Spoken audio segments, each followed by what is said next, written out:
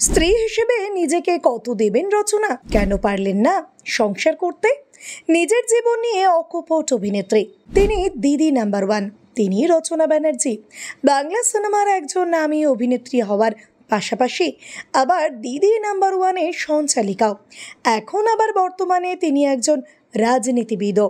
তবে আজকের এই ভিডিওতে রচনার রাজনৈতিক জীবন নিয়ে কোনো আলোচনাই করব না। আমরা জেনে নেব অভিনেত্রীর ব্যক্তিগত জীবনের বেশ কিছু বিষয়।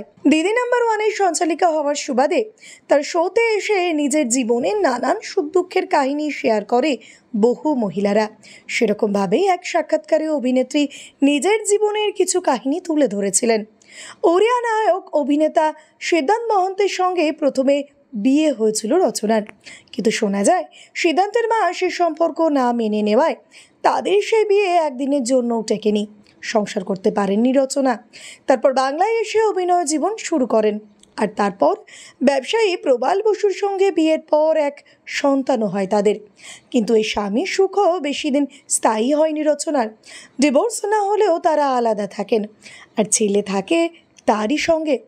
ছেলের সমস্ত দেখভাল তিনিই করেন। তাই মা হিসেবে নিজেকে 10-এ 7 দিলেও স্ত্রী হিসেবে নিজেকে 0 দেবেন অভিনেত্রী। রচনার কথায়, একজন ভালো স্ত্রী হতে গেলে যে গুণগুলো থাকা প্রয়োজন, যে কোয়ালিটি থাকা প্রয়োজন, তা হয়তো তার মধ্যে নেই।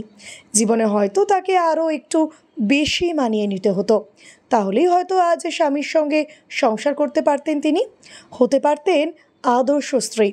অভিনেত্রীর মতে সবার জীবনেই একটা লক্ষ্য থাকে, একটা মতামত থাকে। সেটা অন্যের কাছে ঠিক নাও হতে পারে। বিশেষ করে অভিনয় পেশার সঙ্গে যারা যুক্ত অভিনেত্রী মনে করেন তাদেরও এই পেশার সঙ্গে যুক্ত কাউকে বিয়ে করা উচিত। না হলে তাকে বুঝবে এমন কাউকে জীবনসঙ্গিনী করা উচিত।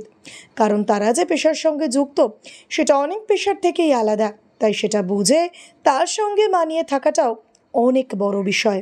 ভিডিওটি ভালো লেগে থাকলে অবশ্যই লাইক, শেয়ার, সাবস্ক্রাইব করবেন আর কমেন্টে অবশ্যই জানাবেন আপনি কোথা থেকে দেখছেন।